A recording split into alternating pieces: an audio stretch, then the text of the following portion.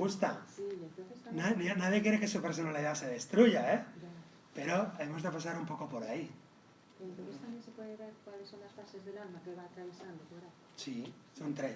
La partida, las pruebas y el regreso. Y cada una de esas 3 se divide en algunas partes. Que son, en la partida, 5 partes, que ya lo hemos dicho. ¿Sí?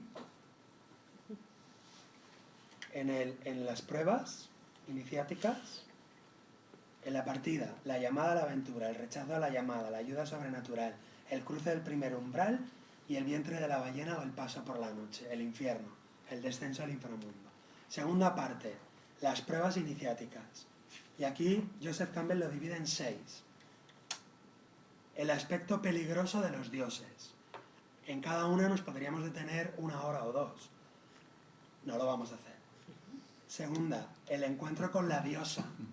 La diosa como arquetipo universal de la madre, la gran madre.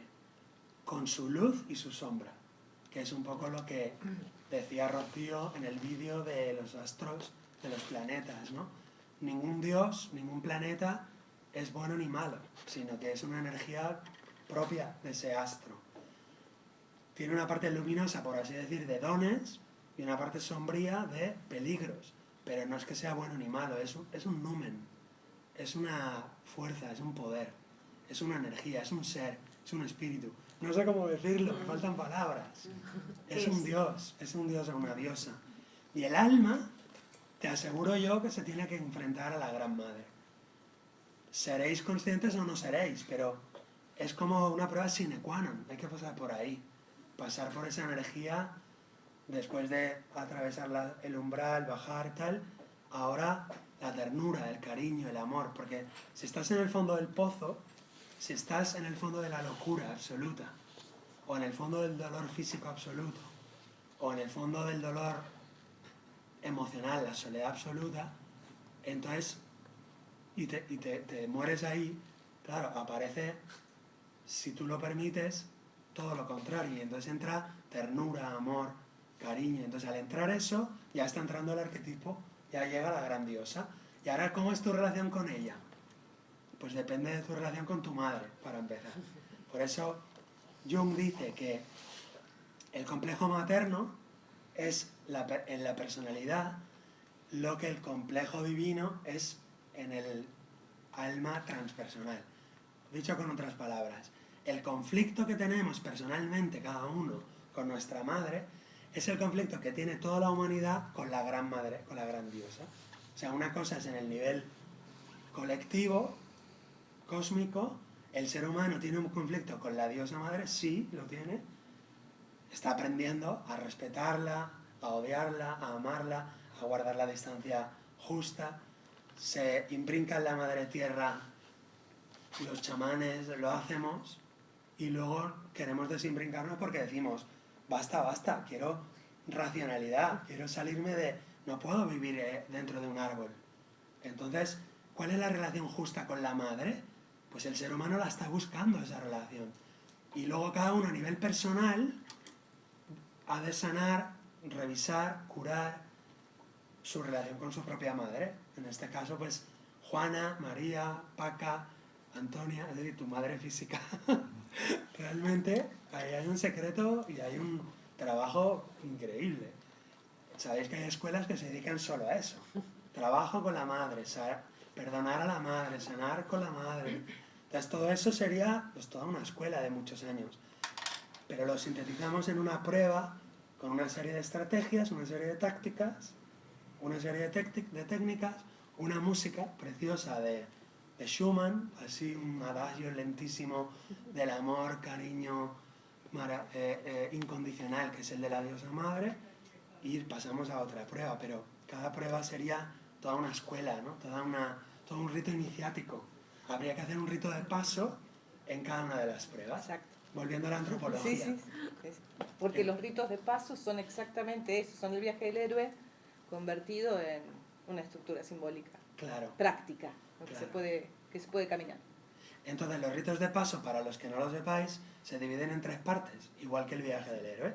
qué casualidad, que es la separación del niño, de la niña, del adolescente, de la tribu, especialmente de los padres, la parte, digamos, límite, el límite, la luminosidad, el contacto con el numen, con el Dios, con la energía, con la fuerza, a través de un dolor extremo, o a través de una soledad extrema, o a través de una oscuridad extrema, Miedo. o a través de un miedo extremo, pero fijaros que a todo le estoy añadiendo extremo.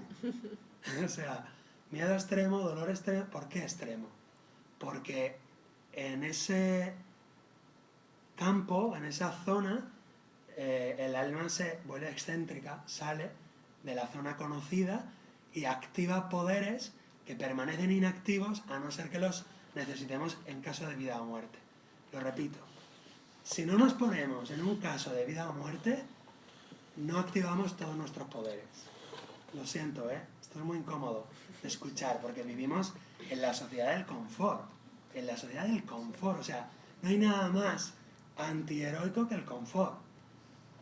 Por eso el héroe y la heroína nos vamos, digamos, saliendo de la zona de confort física, emocional y mental. Poco a poco nos apuntamos a un retiro de silencio, a un retiro de meditación zen, que es durísimo, y lo hacemos voluntariamente porque así nos enfrentamos al dolor extremo voluntariamente. Si no lo hacemos voluntariamente, la vida nos lo traerá involuntariamente, a través de enfermedades, accidentes o destino. Por lo tanto, el héroe se diferencia de la persona vulgar en que busca esas experiencias extremas, en vez de esperar a que el toro le pille por detrás. Esa es la única diferencia. El héroe y la heroína es un ser humano, pero va hacia la prueba. Aunque tenga miedo, con el miedo de la mano va hacia la prueba. Y eso es lo que nos diferencia a los héroes y a las heroínas, nos incluimos, ¿no?, de las personas normales o vulgares del quinto segundo. Que, ojo, son héroes y heroínas, lo que pasa que aún no lo son. Voy a decir una pequeña cosa si puedo. Sí. El problema es que nuestra cultura perdió los ritos de pasaje. Claro. Y porque en las culturas ancestrales esta estructura era parte de la vida. Entonces ya sabías, al nacer en esa cultura, que en algún momento ibas a tener que enfrentar la muerte. Y eso te preparaba para la muerte real. Y nuestra sociedad, como carece de estructuras como los ritos de pasaje o las ceremonias, entonces está perdida. Claro. Porque no tiene un modelo que ya venga desde el nacimiento que te muestre este camino. ¿No? Los antropólogos tienen una palabra que es anomia, Anomia. que es una especie de enfermedad social, que es cuando los seres de esa sociedad no saben ni quiénes son, ni qué función tienen, ni a dónde van. Entonces hay una... ¿Cómo estamos en la sociedad Estamos ahora mismo, occidental? Estamos ahora mismo en una sociedad anómica. Por eso estos libros, este es el peor de todos los que hay, pero Jung, Campbell, los buenos, ¿no?, los maestros, ayudan a, en medio del caos y de la anomia, de la locura, de la neurosis colectiva, ayudan a encontrar un poco ese camino. Y en medio de nuestra vida normal, sin necesidad de ser gente rara que vive, sino en medio de nuestros trabajos, de nuestras vidas más o menos ordinarias, podemos hacer nuestros ritos de paso, conectar con los símbolos, con los arquetipos. Es decir, que no se nos pide que nos vayamos a vivir al bosque. Exacto. Sino que seamos gente normal, pero que vivamos como héroes y como heroínas en medio de las ciudades. Sería un poco una de nuestras funciones, que eso sería el retorno del héroe, que ahora lo veremos. Y una cosa, ¿qué Sí. ritos pensáis que serían básicos para, bueno, como lo más básico para ir enseñando, ¿no?, también a los chiquillos y a las personas que tenemos más jóvenes cerca? Mira y a los no tan jóvenes? Qué buena pregunta, te la agradezco mucho. Mira, se dice que cada 7 años habría que hacer un rito de paso. Esa es una manera. Según la cultura, cada 9, cada 7, cada 21. Entonces ahí, para culturas, colores, ¿no? Pero la idea sería, a los 0 años, o sea, al nacer, hay un rito de bienvenida a este mundo. Sería equivalente al bautismo en el cristianismo católico, ¿no? A los 7 años habría otro rito. Por ejemplo, los romanos, a mí me encanta contar esto, porque los romanos tenían diferentes templos para diferentes dioses, y la diosa de los niños era Diana, Artemisa, la diosa juvenil, falda corta, pelo corto, jugaba con los ciervos, un arco y unas flechas. Entonces los niños y las niñas en Roma nos íbamos al templo de Diana y llevábamos los juguetes.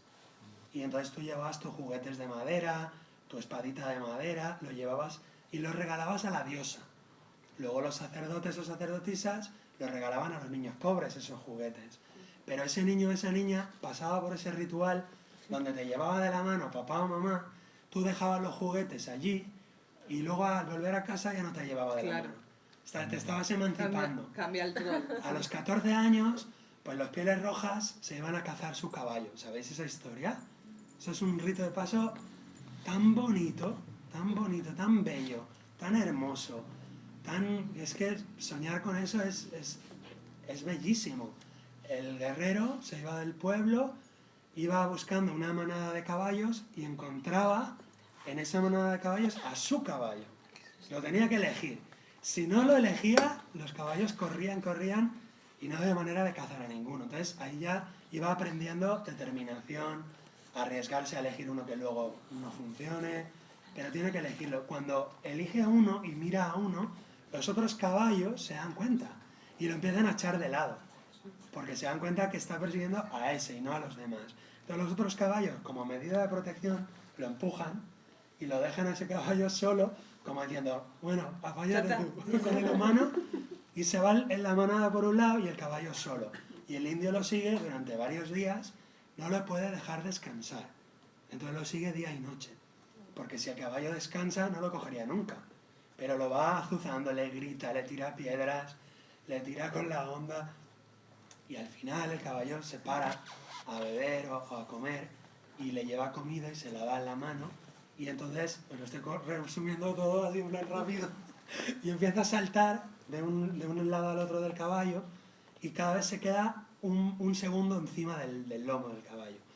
Se queda cada vez más tiempo hasta que al final salta y ya se queda ahí un minutito y salta. Y el caballo, claro, se resiste y al final vuelve al pueblo montando sobre su caballo. Rito finalizado. Es hermoso, sí. Entonces, me preguntas, ¿cuáles ritos serían? No nos podemos ir a cazar a un caballo. Pero sí podemos hacer cada 7 años algo equivalente a lo que hacen los hindúes o los católicos, que sería una serie de trabajos, por ejemplo. A los 14 años, pues hacer una aventura, una acampada de varios días en el bosque. ¿Qué se solía hacer? Pues los Boy Scouts, por ejemplo. Te iba a decir eso, los Boy Scouts Claro. tenían en su Claro. momento O sea, un equivalente a los ritos de paso. Al final no quiero decir nada concreto, porque ya en las partes técnicas digo técnicas sugeridas, pero me interesa más la parte universal, porque cada uno encontrará un rito que si yo lo digo dirá, va, qué tontería, y en cambio a otro dirá, qué bueno, este me va bien. Entonces prefiero que cada uno busque el suyo. ¿Y dónde los podemos encontrar? En las sociedades preindustriales. Entonces busca en las sociedades preindustriales, en la China antigua, confuciana, qué hacían a los 14 o a los 15 años los jóvenes, y a lo mejor pues tenían que hacer una prueba intelectual, una prueba física y una prueba moral, ¿no? Una prueba ética. A los 21 años pues el matrimonio o tal. Entonces que cada uno busque en las culturas ancestrales, en el judaísmo, en el hinduismo, en la China, en la cultura sintoísta de Japón. Entonces vais a encontrar ritos y cada uno encuentra el suyo, porque si yo te digo uno, No, bueno, nos puede encajar o no nos puede encajar. ¿Puedes confirmar? por conocer. No, yo un chiquillo de 14 años hacerle autónomo, por ejemplo. Menuda Que empieza a cotizar. Claro, si te fijas, había ritos, la comunión, la confirmación, el matrimonio, había ritos. Claro. Ahora se trataría de buscar ritos que sean significativos para tu hijo o para tu... Si es para ti, busca un rito de paso que para ti sea significativo y que contenga los 3 elementos: la partida, separación de la familia, es decir, no te lleves el móvil o apágalo cuando llegues a la casa de campo. Hay una separación, hay un viaje, hay una distancia. Tiene que haber un extremo, frío extremo, dolor extremo, sueño extremo. Si no hay extremo, no hay rito de paso. Entonces, ¿qué se recomienda? Pues búscate un una persona que guía un retiro, un facilitador que sea experto para que no te pongas en peligro inútilmente, ¿no? Y luego tiene que haber un elemento sagrado, es decir, un símbolo, una imagen, que eso viene a través de una canción, viene a través de un fuego. Suelen estar los elementos, tiene que haber tierra, agua, aire y fuego. Si están los 4 elementos, después de vivir la prueba extrema, los 4 elementos sirven para grabar en la conciencia ese contacto con la naturaleza, con los 4 elementos, graba en la conciencia, porque digamos que el fuego luego te hablará, el aire luego te susurrará o te cantará, el agua luego te lavará, te dirá cosas. Entonces, tienen que estar los 4 elementos, un símbolo sagrado, tiene que haber una especie de mito, tiene que haber un mito, una especie de historia o cuento. Los antropólogos enseñan que en todos los ritos de paso se les cuenta un mito a los aspirantes, se les quita el nombre. Cuando entramos en el rito de paso, todos dejamos de ser Héctor, Samantha, Luna, Jesús, Juan, John, porque en ese periodo liminal dejamos nuestra personalidad fuera, la máscara la dejamos fuera. Entonces, ¿quién es el que pasa las pruebas? Ella decía, ¿es la personalidad la que pasa? Esa era su pregunta. ¿Es la personalidad la que pasa las pruebas? No. La personalidad, de hecho, ha de ser aparcada y luego sales del rito de paso y te vuelves a poner la careta, si quieres. Descubrirás que te queda pequeña, que ya no te sirve, que ya no te satisface, que prefieres otra careta diferente. Y en fin, al final la personalidad es un vehículo, no es el yo verdadero el que conduce, es el coche que cambia de modelo o de color o lo pintas, pero el coche es el vehículo, no es el yo el que conduce. ¿Listo? ¿Os sirve? Muchísimo. ¿Os sirve? ¿Os gusta? ¿Te puedo dar un pequeño apunte? Si quieres, luego te doy tiempo mío. Vale. Es que estabas diciendo esto y digo, por favor, no me puedo callar. Hay un planeta que se llama Saturno, que es el planeta de la madurez, que tarda 28 años en dar la vuelta a la carta, con lo cual tiene 4 ciclos de 7 años. Está aquí a los 7 se sitúa enfrente de donde nació y se le enfrenta y le pregunta qué hacemos, nos quedan 7 para llegar a los 28. Entonces, los pasos de Saturno son fundamentales, los 7, los 14, los 21, los 28. De hecho, la gente que no los ha cumplido, que no los ha trabajado bien en su carta y que no los ha integrado, integran una cosa que si os apetece luego podéis investigar, que se llama el Club de los 29, de los 28-29, que son un montón de personas que han muerto a esa edad. Pero un montón, Janis Joplin, Amy Winehouse, gente que no supo integrar los pasos de Saturno de la madurez. Y claro, cuando Saturno regresó al sitio donde nació, no soportaron, porque se supone que si no has hecho el ciclo, luego el ciclo se te enfrenta. Claro. Entonces, siempre hacia fechas cercanas a su cumpleaños, en la misma edad, cumpliendo los pasos de Saturno. Sí.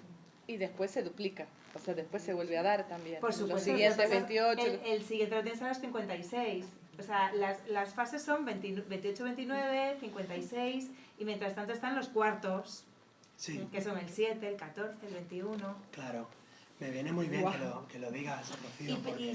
Y claro, cada arquetipo, cada planeta es un arquetipo, y Saturno marca la madurez, las instituciones, los procesos, la sociedad, Claro. las universidades, la montaña, subir la montaña. Claro, Es el planeta de los viejos. sí. De hecho, Saturno se representa con El una barba maestro. larga, con la guadaña. Y cuando no está hecho el paso, no está hecho. Entonces ellos lo sabían, que tenían que hacer los ritos, porque era necesario para tu hijo soltarlo en el bosque. Es que si no, luego a los 28, a ver cómo tenía que cumplir sus procesos. Y hablando de ritos y de Saturno, el calendario era un viaje del héroe también. El calendario romano, el calendario egipcio, el calendario chino, el calendario judío, eran, digamos, del día 1 del año hasta el último día del año, cada parte del año estaba marcado por una serie de ritos de paso, como puertas. Las horas, de hecho, bueno, hay todo un simbolismo, ¿no? La Navidad era la Saturnalia, dedicada a Saturno, que coincide con el invierno. Entonces, es un momento de reflexión, de introspección, de vejez. Ya el año está viejo porque pasó por la primavera, el verano y el otoño, entonces el año está viejo, encorvado. Entonces, había un diálogo en cada parte del año. El ciclo del sol alrededor del calendario era el viaje del héroe. Y había el enfrentamiento del sol en marzo con Marte. O sea, cada época del año es un encuentro, que es lo que viene ahora, con un arquetipo diferente. Rápidamente. Sí. Segunda parte. Por lo tanto, el aspecto peligroso de los dioses, la felicidad de la infancia recobrada es el encuentro con la diosa. Entonces ahí tenemos el trabajo de reconciliarnos con la madre, personalmente y universalmente, con la madre naturaleza también.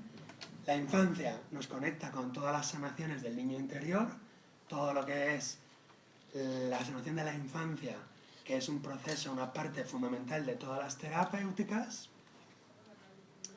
que tiene varias fases, desde la sanación del útero, los primeros años de vida, el proyecto sentido, las heridas de la infancia ya digamos más tardías, es decir, desde la concepción, el embarazo, el parto, los primeros 3 años de vida y hasta los 6, 9 años, todo ese paquete, ahí puedes hacer un trabajo terapéutico increíble, porque de alguna manera ahí están grabados, inscritos, todos los traumas que luego se repetirán y se desarrollarán, como en una manera holográfica. Igual que está en el momento del nacimiento, está todo, como nos dirá la astróloga, en el momento del nacimiento se levanta el horóscopo y según cómo está todo, define, marca todo lo demás, pues también está todo en los 3 primeros años de vida. También está todo en los 7 primeros años de vida. También está todo en el embarazo, porque el proceso de embarazo es un ciclo completo. Desde la concepción hasta el parto, en realidad ese también es el viaje del héroe. De hecho hay un terapeuta que es Grof, Stanislav Grof, ¿lo conocéis? Sí. Es uno de los padres de la psicología transpersonal. Él habla solo del parto y en el parto diferencia las matrices y cada matriz perinatal es todo el viaje del héroe en el parto nada más, que es estoy bien en casa, qué bien que estoy aquí en el agua cósmica, me lo dan todo, no me tengo que esforzar, pues eso es el previo. La llamada a la aventura, toc, toc, toc, que tienes que nacer, hermano. O sea, que está todo el viaje del héroe en el parto, solo en esas pequeñas, digamos, fases, ¿no?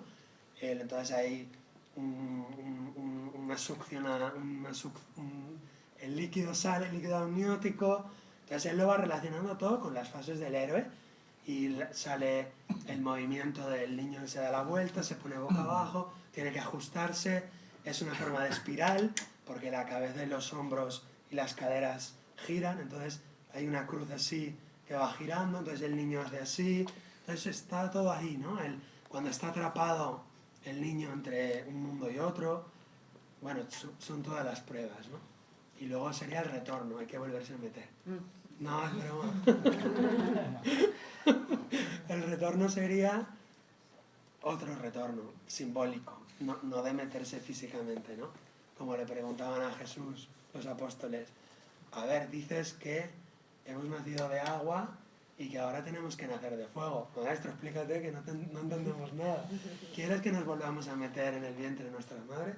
Dice, no, habéis nacido de agua, ahora tenéis que nacer de fuego. Es decir, que hay ese segundo parto, ese segundo nacimiento, que en la India pues son los 2 veces nacidos, y eso es lo que sería comenzar el proceso de individuación. O sea, dejar el nacimiento de agua o bajo lunar, todo lo que es la familia, las memorias familiares, o sea, estamos regidos por leyes familiares, mundanas, que nos marcan el destino, y si no hacemos el segundo nacimiento, no hemos vivido, no vivimos realmente. ¿Me entendéis?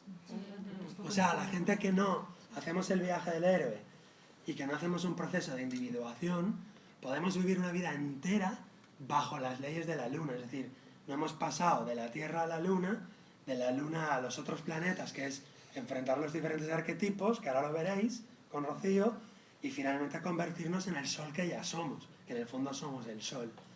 Pero hay gente, digamos los humanos normales, el del quinto segunda, pobrecico, que puede nacer, crecer, desarrollarse y morir sin haberse emancipado de tu padre quiere que seas médico y él, venga que es médico. O tu madre quiere que seas no sé, enfermera, y tú, venga, que eres enfermera. Entonces, nunca te has planteado quién eres, qué quieres, a dónde vas. Entonces, a eso le llamamos una persona que solo ha nacido una vez. La persona que se atreve, que se cuestiona, que tiene una crisis grande, de verdad, y dice, Dios mío, ¿quién coño soy? ¿Qué es esto? ¿Qué es esto de vivir? ¿Qué quieres de mi vida? O sea, esa crisis te lleva a ese segundo nacimiento, y ahí es bueno tener un mapa, que aquí es donde estamos nosotros los terapeutas, proporcionando mapas, cartas astrales, digamos, ayudas, ¿no? Que nos han servido a nosotros y que pueden servir a otros. Y entonces, como no tenemos mucho más tiempo, las pruebas son el encuentro con la diosa, la infancia recobrada, la mujer como símbolo de tentación, el pecado y la agonía de Edipo. Esta es una prueba que Campbell dice que todos los héroes y heroínas la tienen que enfrentar, que es el tema de la sexualidad, con lo cual es otro temazo que podríamos dedicarle, pues, yo qué sé, toda una escuela, un montón de libros, trabajos, técnicas, prácticas, para sanar, curar, mejorar, poner conciencia en todo el mundo de la sexualidad, que es un capitulazo, pues como podría ser el de la madre o el del niño pequeño. ¿Veis? Son capitulazos. Pero ¿qué pasaba? Que yo en mi proceso terapéutico, con mis clientes, veía que todas las personas iban pasando por tema de la sexualidad, tema de la madre, tema del padre, tema del niño, y dije, se repite como un hilo, y dije, claro, este es el viaje del héroe.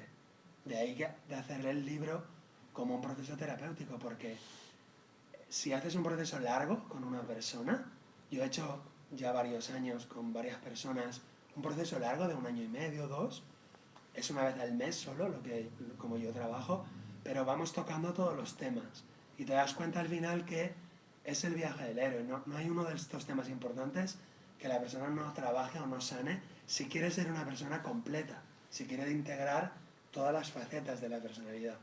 También es verdad que hay una faceta pues que no le interesa mucho o que no le afecta mucho, que no le duele mucho, pues ahí se queda.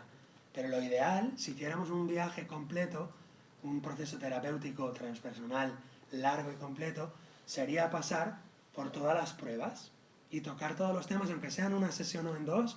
Bueno, hoy sexualidad, ¿qué pasa con este tema? ¿Cómo lo llevamos?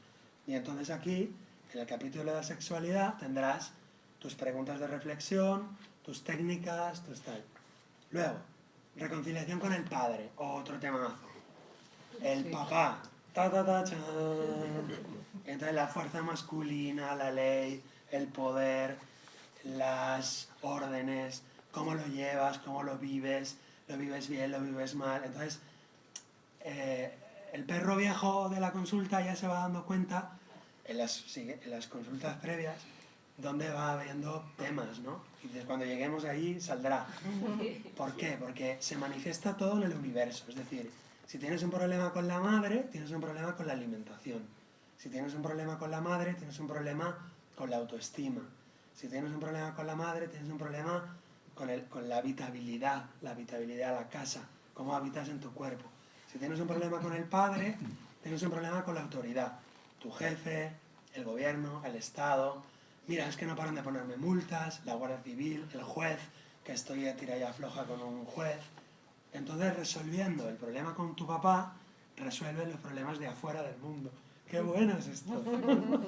Esto es buenísimo. O sea, por las multas hay que resolver. Resuelve, de verdad. Y me dicen, pero Héctor, esto es magia. Esto es un milagro. De repente me han dejado de llegar todas las multas. O de repente eso que estaba ya atrabancado en el juzgado se ha resuelto. Digo, no es magia. Es trabajo interior. Yo lo veo todos los días y la gente fliparía. Cuento algunos casos, a veces los cuento. Digo, fijaros, el caso de esta mujer, ¿qué tal? Pues yo qué sé, tiene alopecia o tiene migrañas recurrentes. Entonces hace el proceso del perdón a su padre y se le va la enfermedad. Entonces también he estudiado descodificación, bioneuroemoción, psicosomática, clínica humanista, naturopatía y todo eso. Pues hacemos un mejunje ahí. Pero la pauta y el esquema para no perdernos es el viaje del héroe. ¿Por qué? Porque yo he estudiado descodificación, naturopatía, terapia transpersonal, no sé qué, y me podría perder con un mar de técnicas. ¿Cómo hago para no perderme? siguen las pautas. Entonces, venga, el encuentro con la diosa, la reconciliación con el Padre. Entonces, si vas siguiendo las pautas, vas aplicando las técnicas que sabes o conoces, pero no te pierdes porque tienes un camino que tiene que recorrer esa alma. ¿Lo veis? Por eso me lo he escrito casi para mí, diciendo, Héctor, no te pierdas mucho. Cada vez que te pierdas, vuelve a la guía. La apoteosis y la gracia última lo cuento muy rápido. La apoteosis puede ser también a nivel micro, me he curado del cáncer y cómo me siento, cómo vivo esa curación, ese diagnóstico, o puede ser a nivel de esos 10 años que me he ido de mi familia para hacer mi viaje, vivo mi apoteosis, qué sé yo, en el Nepal o en una ONG en África, o puede ser la apoteosis de tu vida, de tu encarnación, que es la elevación de conciencia y la captación de, digamos, de lo divino, ¿no? La experiencia mística que espero y deseo que todos la tengamos, porque nos vendría muy bien que la humanidad nos reconectemos mucho más con lo espiritual, con la mística. Experiencias místicas que no son al final nada ajeno al ser humano, es algo natural. Y entonces luego viene la gracia última, que es un don. La palabra gracia viene de carita en griego, gracias en latín, y carita tiene la misma raíz de creación y de karma en sánscrito, que es un don, es una acción que da Dios. Dios da. Dios te da. En realidad Dios te da siempre y gratis. También la palabra gratis viene de gratia. Por lo tanto, el don es gratis. Fijaros cómo vamos atando palabras, ¿no? Gracias, gratitud, gratis, gracia, don, regalo.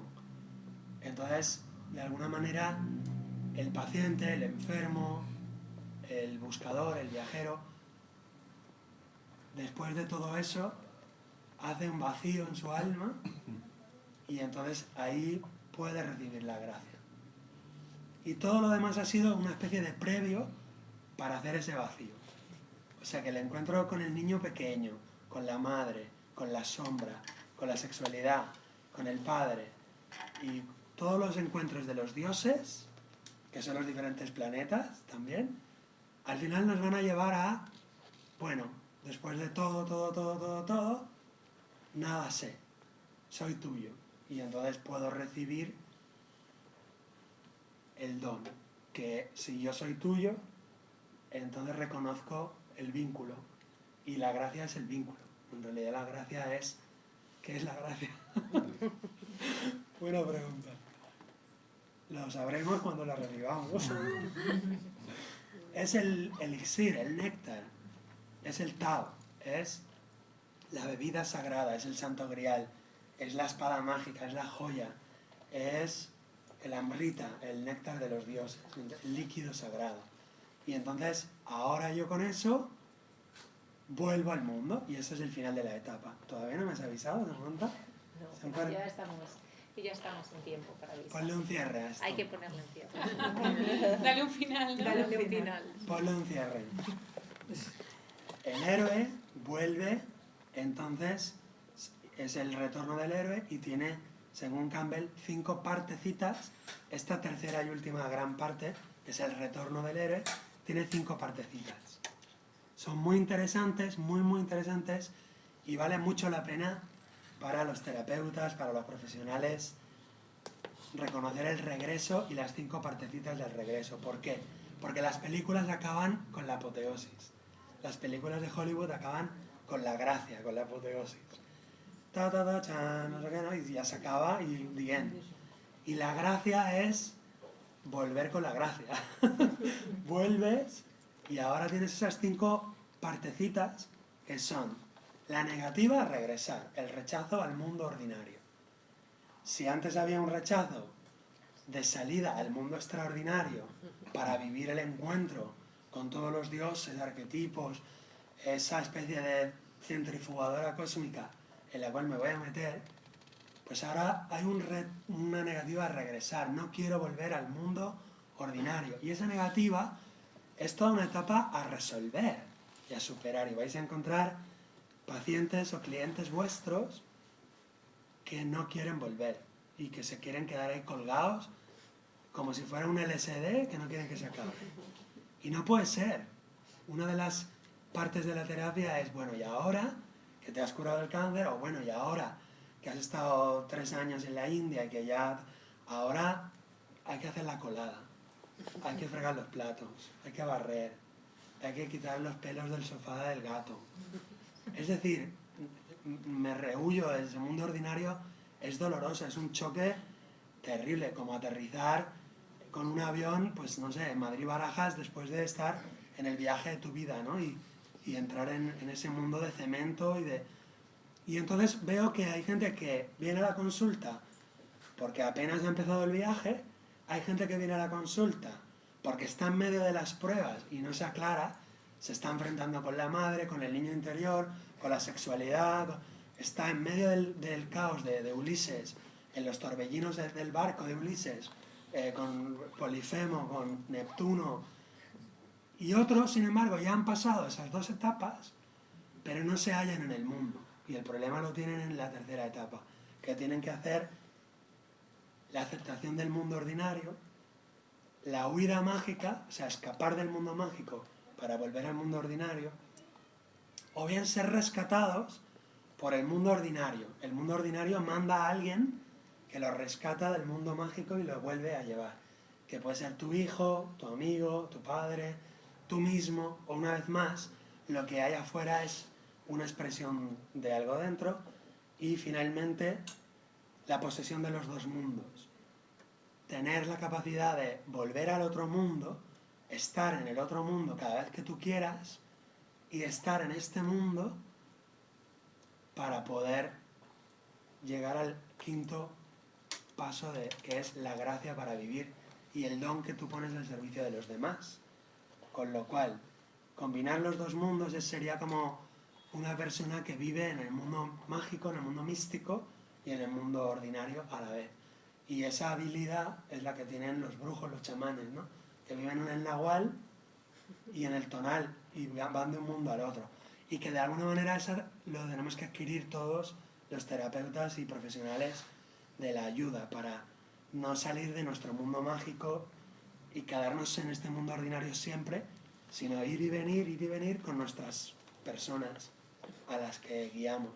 Y les podremos llevar tan lejos como nosotros hayamos llegado, o acomodarlos a este mundo sin que estén del todo cómodos nunca tampoco, para que no se duerman, ¿no?